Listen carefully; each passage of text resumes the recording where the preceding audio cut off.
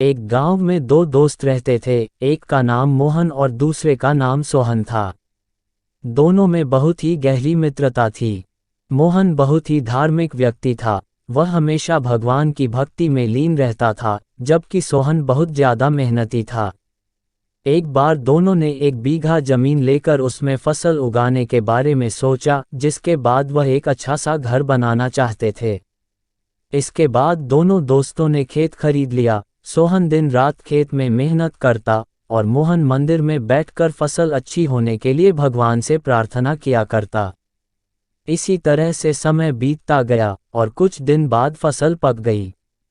फसल पकने के बाद उसकी कटाई करके उसे बाजार में जाकर बेच दिया।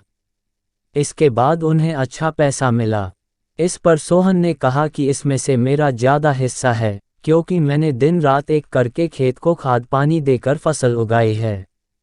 लेकिन यह बात सुनकर मोहन गुस्सा हो जाता है और कहने लगता है कि धन का ज़्यादा हिस्सा मुझे मिलना चाहिए, क्योंकि मैंने अपने खेत में अच्छी फसल होने के लिए भगवान से प्रार्थना की है, और जब तक भगवान की मर्जी ना हो तब तक कोई भी कुछ नहीं कर सकता है।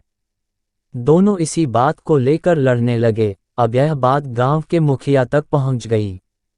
गांव के मुखिया ने सारी बात सुनने के बाद एक फैसला किया। मुखिया ने दोनों दोस्तों को चावलों की एक एक बोरी दी, जिसमें चावलों के बीच छोटे छोटे कंकड़ मिले हुए थे। मुखिया ने कहा, इस चावलों की बोरी को घर ले जाओ और इसमें से सुबह तक चावल और कंकड़ अलग अलग करके लेकर आओ, फिर मैं सुबह फैसला करूंगा कि फसल का ज़्यादा धन किसको मिलना चाहिए। दोनों अपनी अपनी चावलों की बोरी लेकर घर चले गए।